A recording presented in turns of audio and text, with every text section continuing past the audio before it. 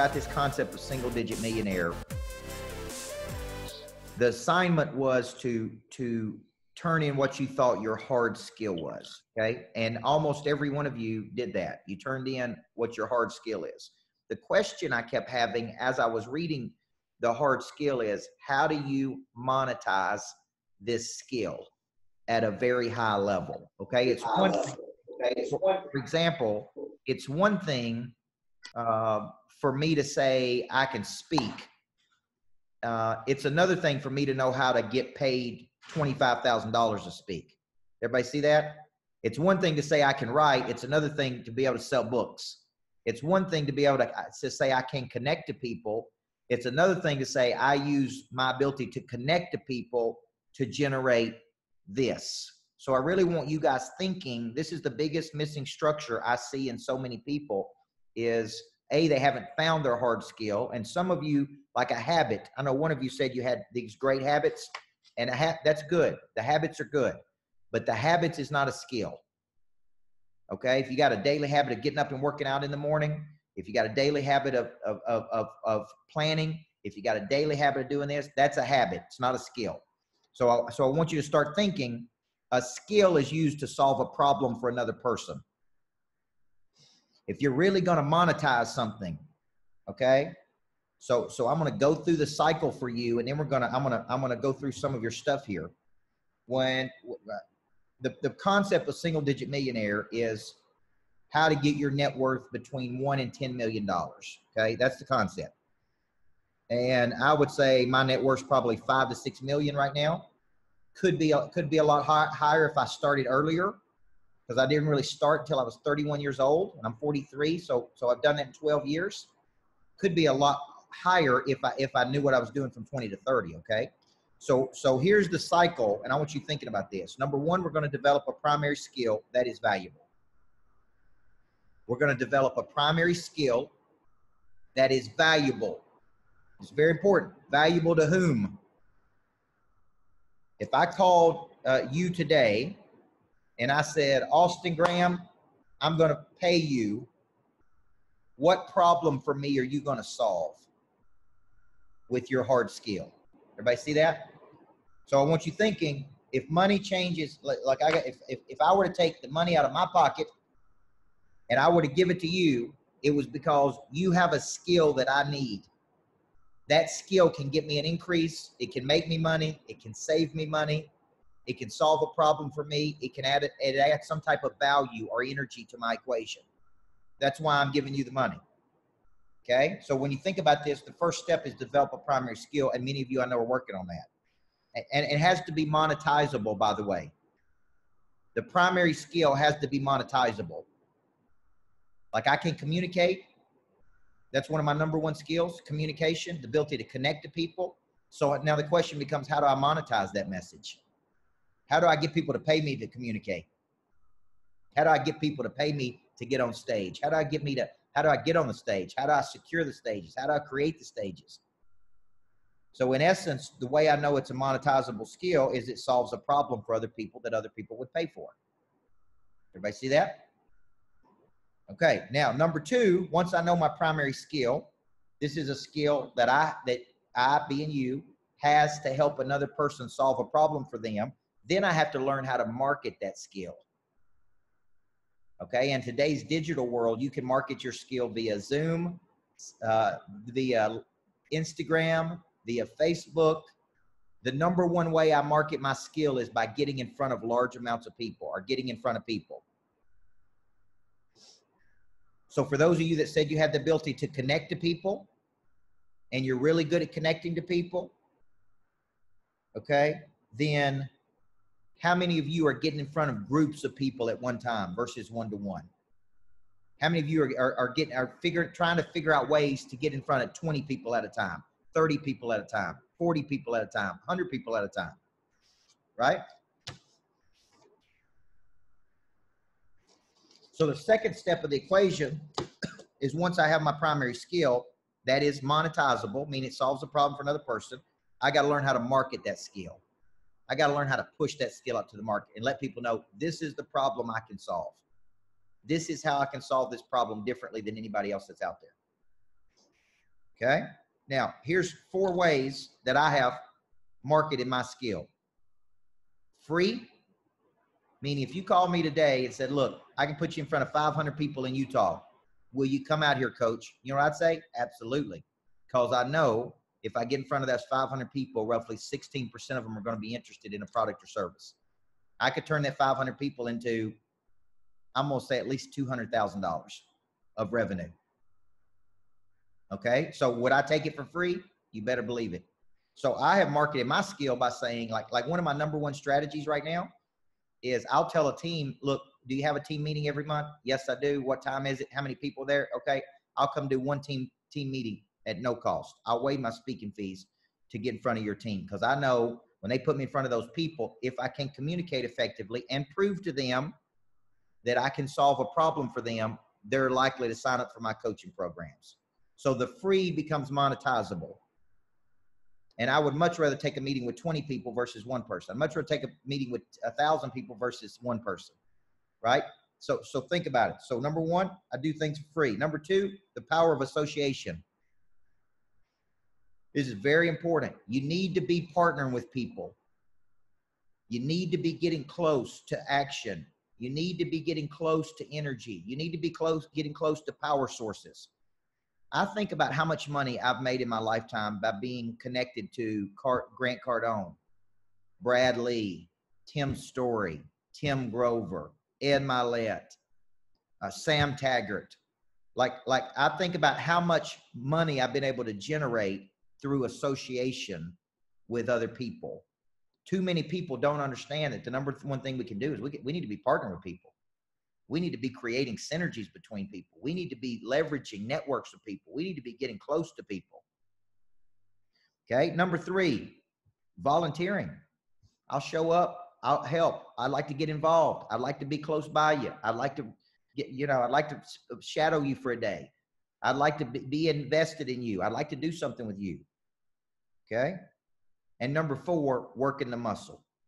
Working the muscle. The way you develop your primary skill, guys, is you work the muscle. And what happens while you're working the muscle is, and you're getting better and better and better at your craft, people begin to notice how good you are. And they begin saying, Tyler Brown, I like your skill. I like what you have. I'd like for you to come work with me. See, if you read the book, Single Digit Millionaire, I was speaking for free. Okay. I wrote a book. I started speaking for free. After about 100 to 200 times of speaking for free, 1 person said to me, how much would it cost for you to come work with my team? And I said, I don't know. I don't even know what to charge. So I said $350 for 3 hours. And I was so excited. He's like, is that all? $350? I was like, yeah. And he said, okay. But I thought in my mind, I'm like, dang, this is awesome, man. I'm making $100 an hour, over $100 an hour. Right? Like that's how I was thinking back then. But then I got the courage that the next time somebody asked, I said 500. Then I started going, well, maybe I could ask 750. Then I can ask an hour. Okay. Now today, I'm not afraid to ask for 30,000 for the hour. Okay. There'll come a day that I'll ask 100,000 for an hour. Now, my point is that would have never happened. Many people won't get the reps in. Does that make sense? They won't get the reps in of working the muscle until somebody finally says, you're good enough that we'll pay you for this. Okay. Now we're building our primary skill. We're learning how to market that skill. Why? By doing something for free, association, volunteering, and working the muscle. Step 3 is we're going to start building demand for that skill. We're going to start building demand for that skill. And if nobody's calling on you right now, if nobody's calling you, asking you to join their team, be a part of what they're doing, if you don't have inbound effort of people calling on you, then that is a good indicator that you either don't have a primary skill that's strong enough, or you have not marketed that skill. People don't know what it is you can do.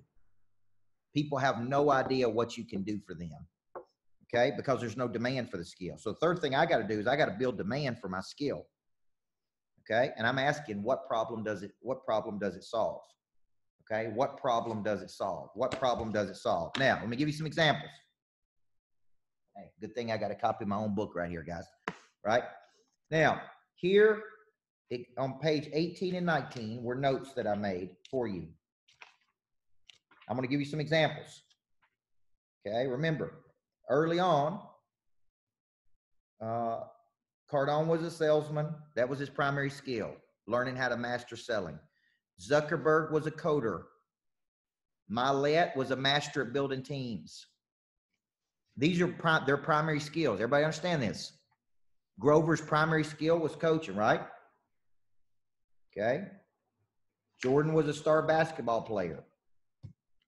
What's your primary skill? Who wants it? Okay. Now I put in the book on page 18 and 19. Here's some examples of a hard skill.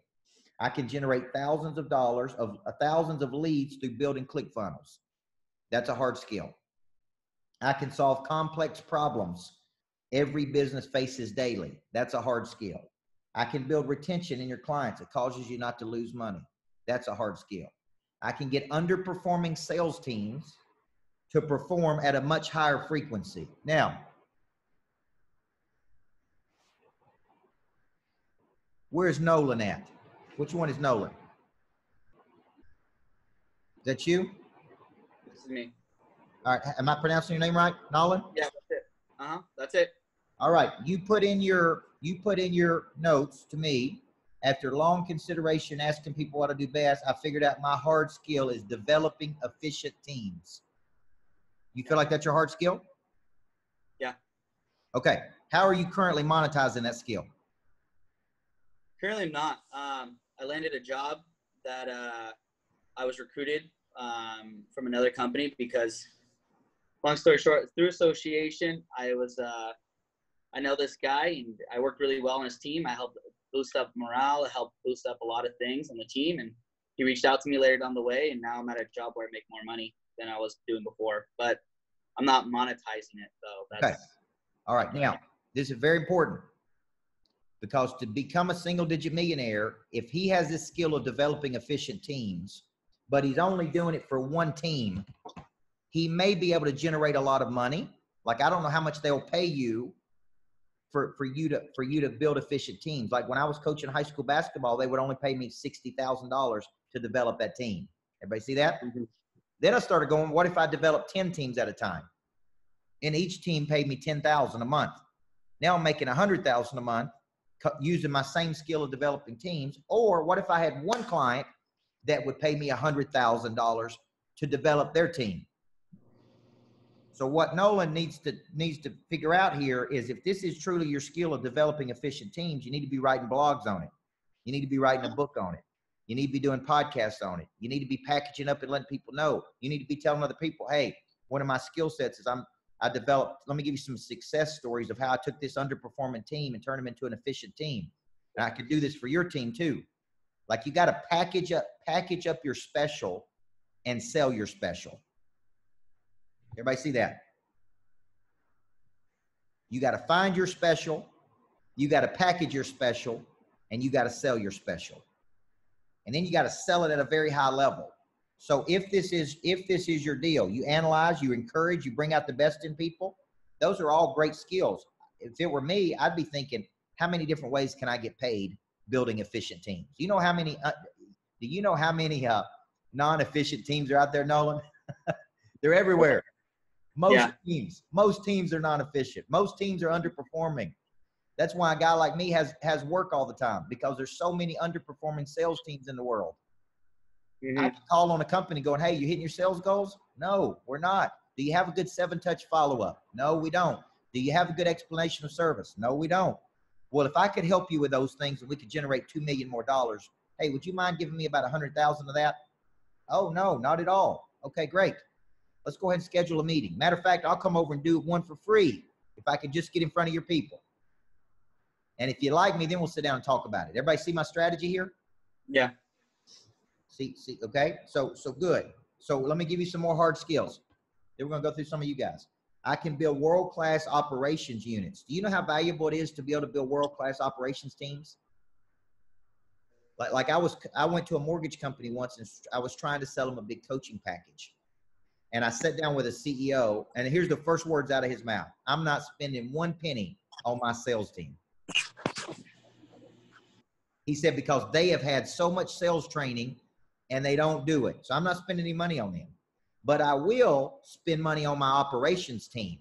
If you can come in and build a world-class operations unit and help my operations team go to the next level, we'd be happy to pay you $100,000, coach. Now, what that forced me to do was create an operations curriculum. Same coaching, same deal, just for operations people, because they never get any coaching, right? So that's a hard skill, develop an operations team. Engineer products that earn money. Here's a big one. I can solve the biggest tax problems you face.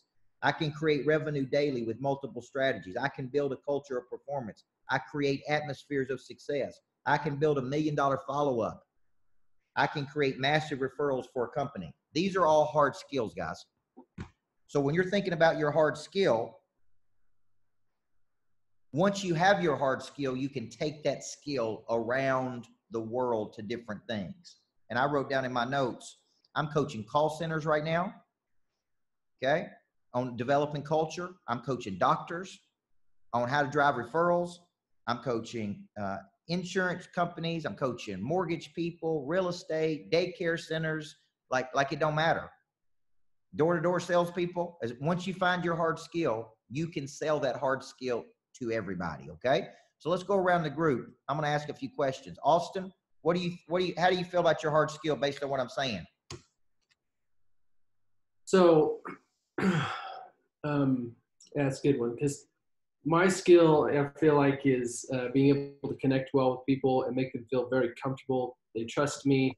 Yep. Therefore, I'm able to actually, if I take it one step further, they take what I say, and when I train, when I provide advice, they take it pretty seriously.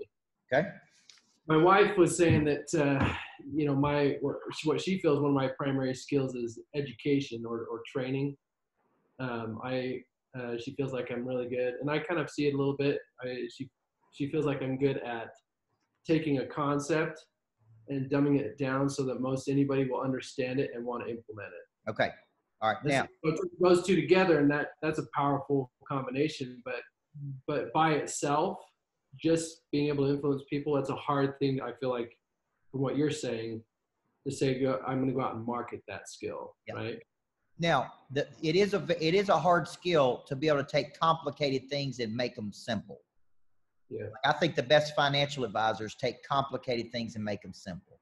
The best coaches take complicated things and make them simple, right? Like I take complicated growth concepts and I break them down and make them digestible for people to understand. If you remember when I spoke at D2D, did you see how I packaged up the concept of growth? And with the whole person theory, the activation of prey drive, I put it into categories. I gave you steps. What I really do is took a complex concept and I broke it down into a concept to go, I get it. Yeah. I get what he's saying. Now, part of the marketing of that is coming up with something sexy that is not, that says, okay, I am the #1 activator of this. I'm the #1 activator of prey drive on planet Earth.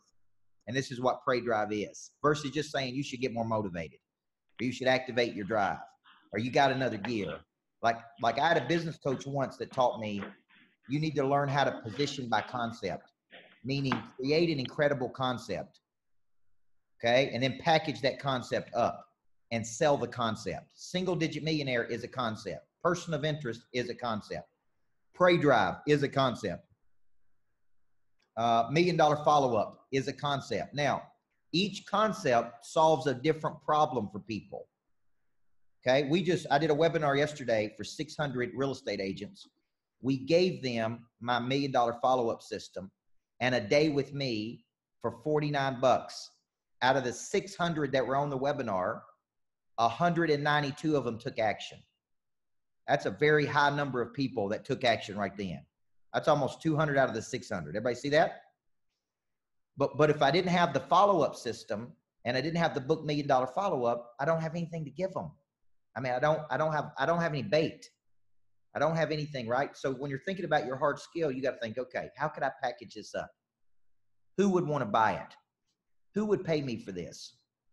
Let me ask it to you another way. Who would write you the largest check for it? Right? Who would write you a big check? Says you're the #1 person in the world at doing this for us. I can't find anybody else that's better than you. You are the best. And because you're the best, I'm willing to write you a big check to help us. Okay. I want you to really, really think about that. Okay. Does that help you? Yeah. So I like your idea of taking it and saying, so I have my primary skill, make it a concept, something that, okay, ultimately giving it a label, right? I mean, very similar to what you're doing. I guess the thing that I probably struggle with is like, well, I'm on like a trajectory right now. I own my own business, and using that primary skill in my business, making it some kind of sexy concept that people want to use in my business, as opposed to, yeah. So I'm just trying to, I guess I'm trying to say, okay, well, instead of doing a big scale, or I need to start somewhere small. And so how do I do it on a small scale in my own business? You know, those are the thoughts that are going through my mind right now. Do you have employees in your business? Yeah. All Employees, right. independent contractors, sales reps, all that jazz. All right. Do you know where I practiced my primary skill for a decade? On 14 to 18-year-old high school basketball players. Yeah. Perfect. That's where I practice. I'd come up with a concept. Here's a concept. How to use adversity to accelerate progress. 5 rules of a crisis. We had a player get hurt one year, and everybody was down in the dumps. All my players, it was our best player. They thought we weren't going to win. Our whole season's going down the drains. I'm like, man, I got to come up with a concept that these kids can buy into. Tell you what we're going to do. I'm going to come up with 5 rules of a crisis. When you have a crisis, here's 5 things you got to do. You got to quit asking why me and what is this trying to teach me. You got to ask what was my contribution to this adversity. You got to get stable versus emotional. You got to get help. You got to get busy. And I would teach these kids these 5 rules. And sure enough, I convinced them through this concept that we could win without that girl. See, yeah. I practice on my own players. That's what you need to be doing. You need to be practicing your skill set on your own 1099s, on your own employees, on your own people. And then you need to become so good at it that what's your business? Pest services? Yep. You need to become so good that people would pay you to come learn under you. Yeah. They would pay you to come study you. They would pay you to say, hey, Austin, could I come spend a day watching you work? Right? Yeah. We've charged as much as $5,000 a day for people to shadow me, to fly with me, to watch me work for a day. You know what I'm saying? Like, how do you work? How do you attack a day? How do you call? How do you overcome objection? How do you do this? How do you move from city to city? Like you could charge for that, because there's people out there who want to know, right? Yeah. What do they want to know? They want to know something about your mindset. They want to know something about your skill. They want to know something like, how do you do this? Right? Like I'm teaching negotiation this month in my coaching program. So I've been studying Chris Voss, who I had on my podcast, and Orrin Claff, who wrote Pitch Anything. And then I'm taking my book, Person of Interest, and I'm putting it all together into this curriculum. And people would pay money to learn under Chris Voss because why? He spent X number of years as an FBI negotiator. He's done it. He can help you negotiate. Why would he be interested in that? Why would you be interested? Because it can help you make more money. Right? Now, yeah. All right, let me go. Tripp, do you have any questions so far what we're talking about? Developing your primary skill? No, sir. Not at this point. Just listen to wise counsel. This is the 25 years of trying to figure it out, big guy. All right. Now, here's what I want you thinking. Once we have our primary skill, once we believe this skill is monetizable, it solves a problem for somebody else, we start marketing that skill. Okay? We start marketing that skill. We refine that skill through doing it for free, association, volunteering, working the muscle. Okay? We then begin to create networks for that skill. Okay, now let me tell you what I mean by that. People are coming to you for your skill. And because of that, you wake up and you're like, man, I got 50 people here that are interested in this. It took me 10 years to figure this out. Once I had 50, 60, 100 people coming to me for whatever reason they were coming to me, I started saying, why don't I create a way for these people to exchange energy with each other, exchange ideas with each other, exchange money with each other so I can make myself more valuable to them. Okay. I see Aaron on here. Aaron, you're in Texas, right? Yes.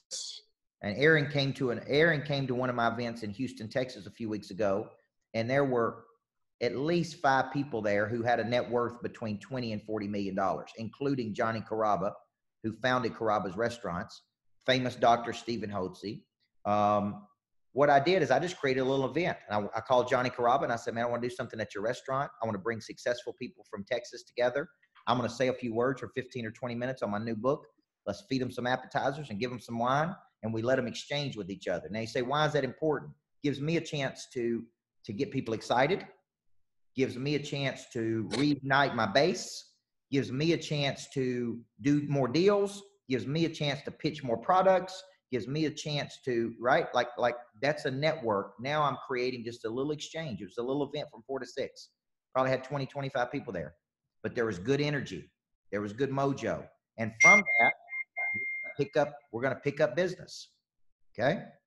All right. Tyler Brown, you following what I'm saying here? I am, yes. Can you hear me? I can hear you. Awesome. Yeah, no, this is great. How are you doing today? I'm doing good. Do you feel like you have a strong network yet? I feel like I have a strong network in my previous stage of life. Yep. Playing baseball. I had tons of teammates, friends, coaches, and that's what I spent a majority of my life doing. So I do feel like I have a strong network in that. I do feel like I have good friends and people close to me.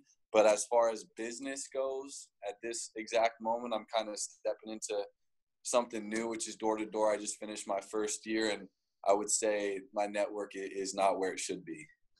All right. Now, you got a baseball look about you. You look like a baseball player. I know that's what people tell me. All right. Now, I'm looking at you on the TV. I have you connected to my TV. That's why I'm looking at you. You're just on the big screen. I got you. All right. Let me take Tyler for a second, because one of the things that you said that I did like in your message to Melissa was about your habits. And I think sports builds this muscle, this emotional toughness in you to go out and just get up and just keep going, man, and come into every day with the fight. Now, what I want you to start thinking about is when you were on those teams, what specific habits could transfer to the business world? Could you get your teammates excited? Could you teach people how to bounce back from adversity? Could you learn how to focus on the next play versus the last play? Did you like what I want you to start thinking is, how do I take these habits? What were my specific habits? Okay. And how do I transfer these to the business world? Let me give you an example. There was a Tennessee Titan that came and spoke at one of my events a few weeks ago. Good looking dude, big, tall, strong, was a Hall of Famer. And he left football. He retired from the NFL, and he has no idea now how to monetize his skill set. He's just lost.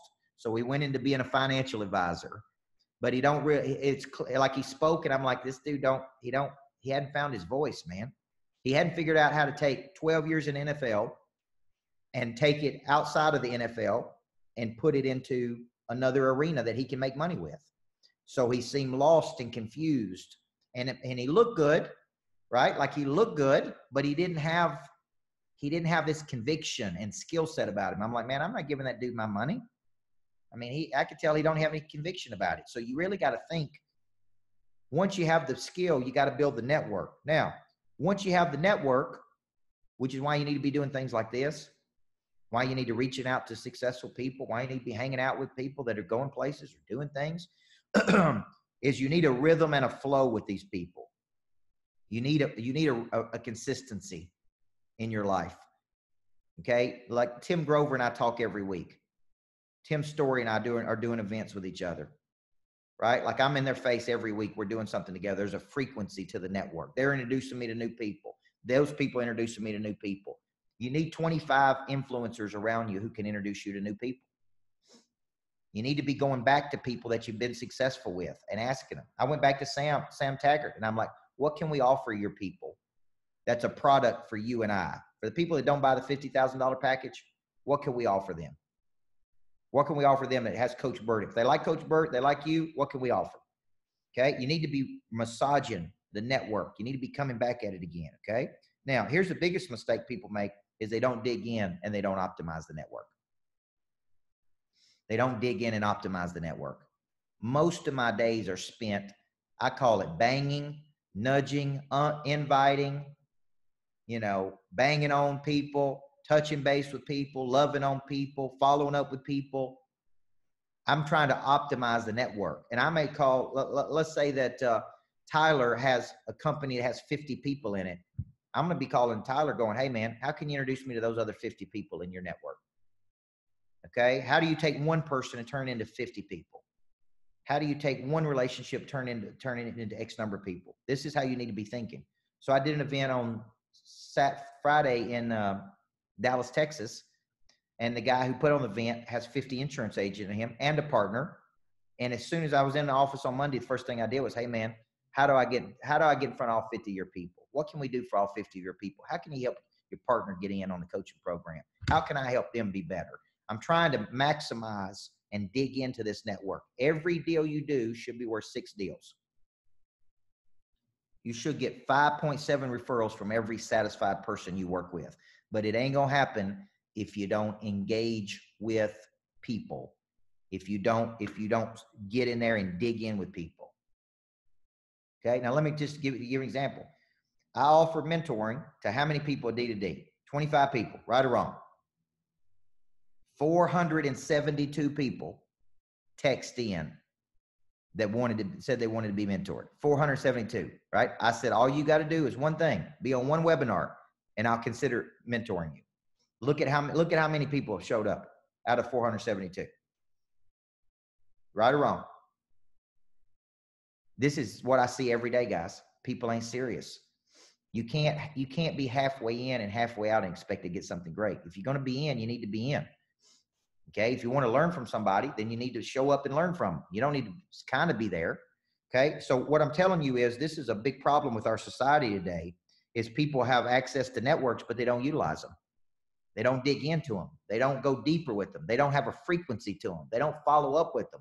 They're very vague in general. As our buddy Ed Milet said, they're too casual, man. When I get into a network, I'm not casual with it.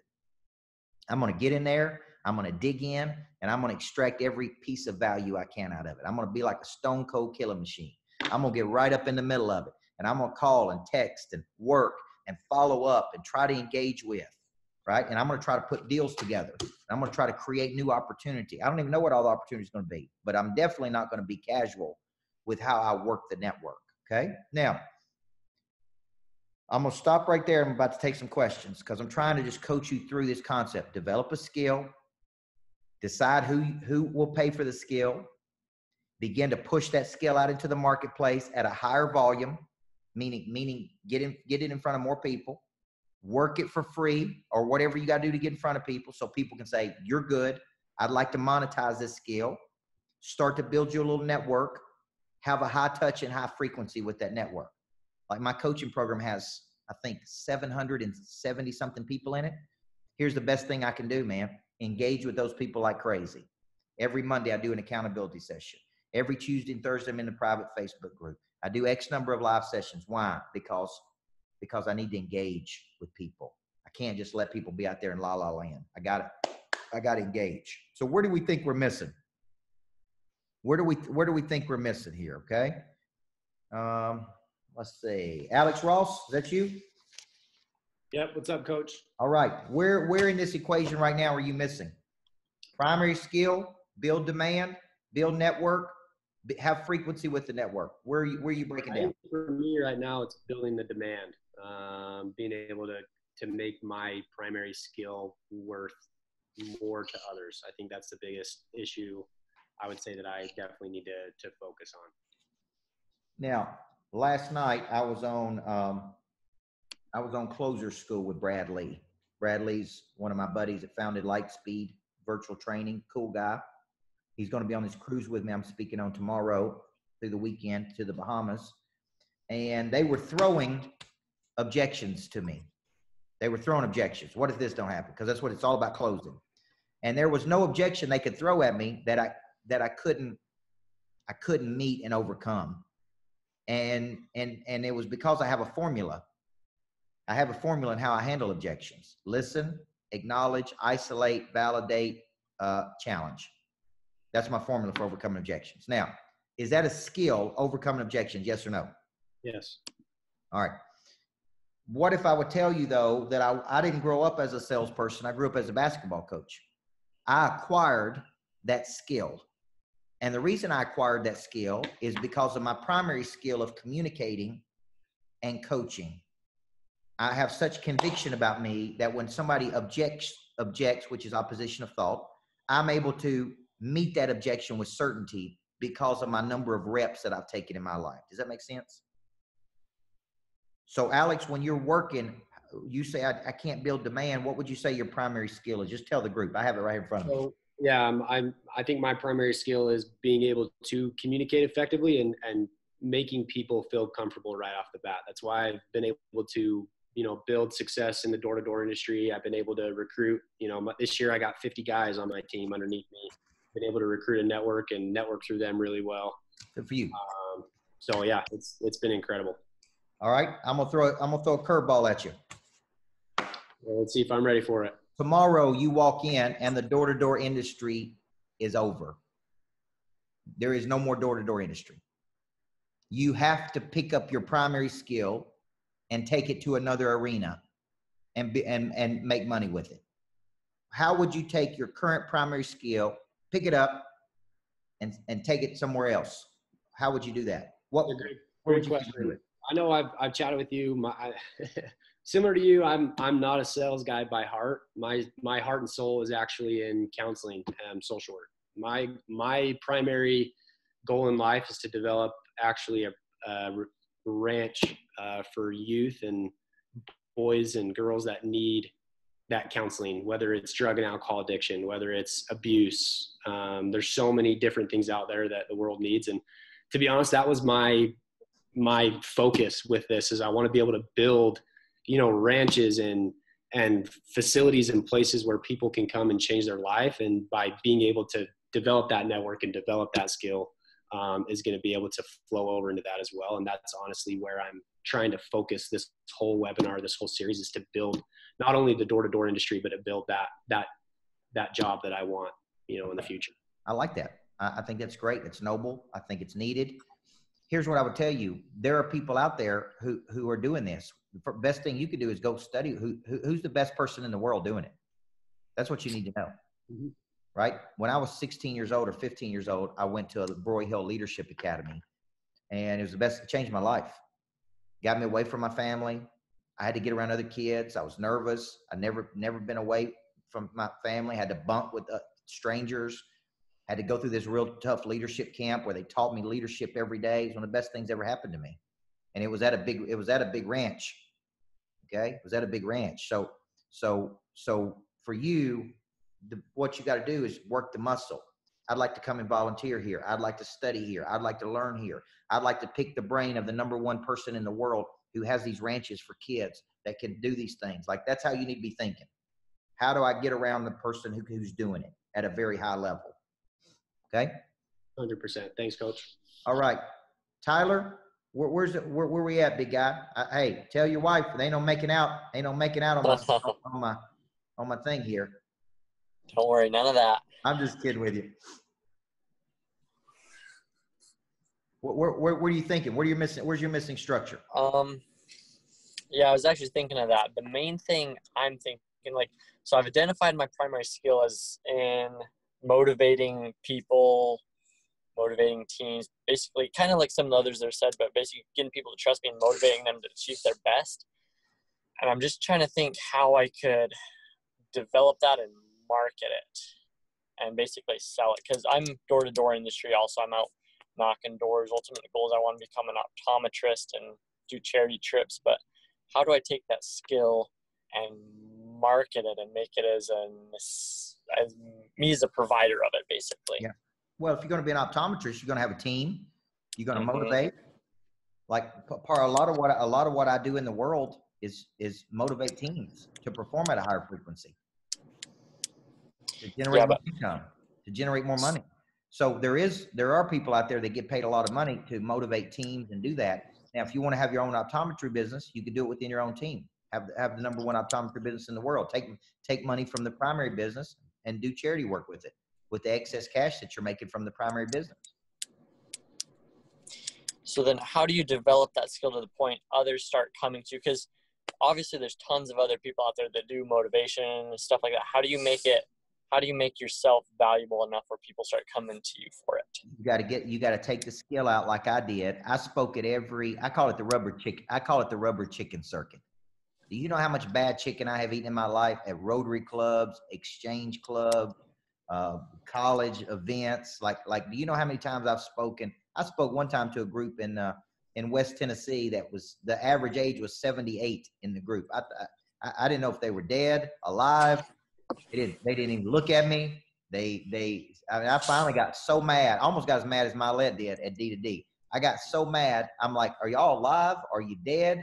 Did you come for the chicken? Did you come to get better? But here's the deal. That made me get better. Okay. Now I'm telling you this for a reason. When I first started speaking, I was just a high school basketball coach. I was making, my first year, $22,000, second year, $23,000, third year, $24,000. I got up to 60, but I wanted to speak. I wanted to coach. I wanted to make more money. And one of my friends said to me, you should go out and do seminars for this company called SkillPath. And I'm like, well, who is SkillPath? And well, it's the largest provider of seminars in the world. They do 3,000 seminars a month. They do all the marketing. They market to a city. They have a low ticketed seminar on a subject, excelling as a first-time manager, how to build high performance teams. And I'm like, okay, how do I do that? So we have send in a video, go to Kansas City, audition. It's one of the toughest auditions I ever went through. And they gave me the job, and I did 60 of those, 60 full-day seminars all over the country in little bitty crappy towns all over the United States. I'm talking bad cities, guys. I ain't talking nice cities like Salt Lake City. I'm talking like Meridian, Mississippi, and in Ithaca, New York, and Florence, Alabama, and places you don't even want to go ever. Okay. And sometimes there were 3 people there. Sometimes there were 7 people there, but I was practicing, Tyler. That's my point. And they paid me $250 a day. And I had a $40 per diem. Okay. You can't even eat much food on $40. And I stayed at crappy hotels. But let me tell you something. Every time I made up my mind, I was going to be great. If it was 7 people, I was going to be great. If it's 10 people, I was going to be great. I gave it everything I had for 8 hours. And my at the end of the day, they would do a survey. And I started getting high marks on my surveys.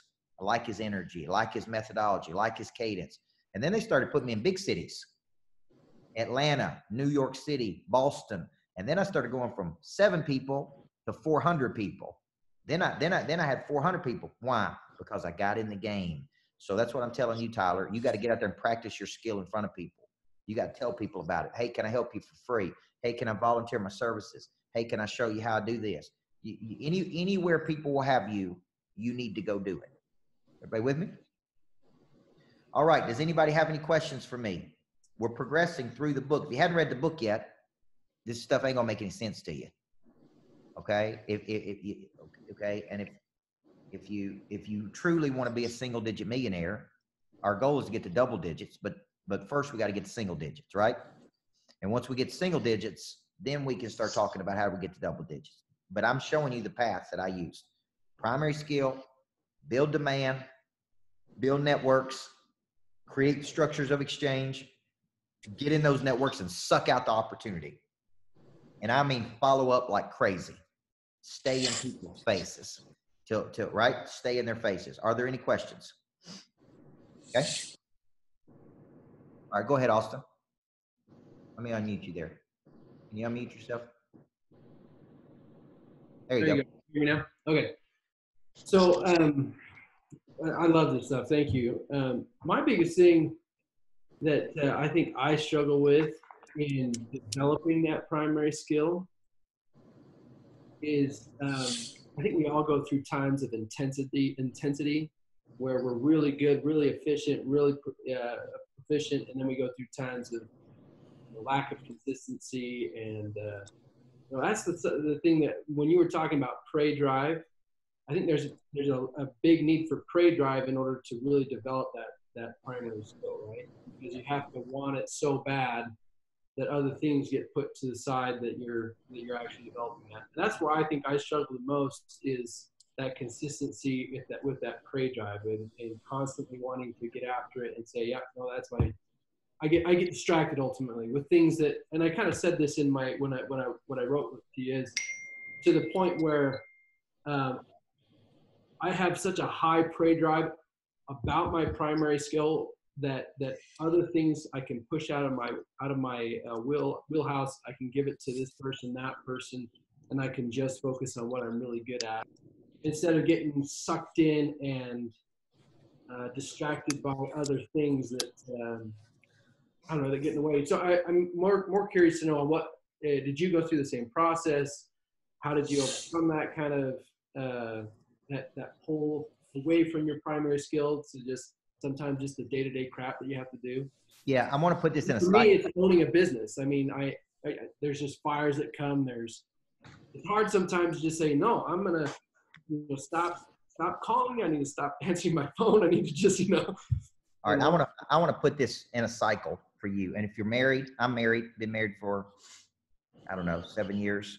Yeah, married and 4 kids. Yeah, I want to put this into a cycle for you that a guy told me many years ago. Every relationship with a business, with a person, goes through a cycle.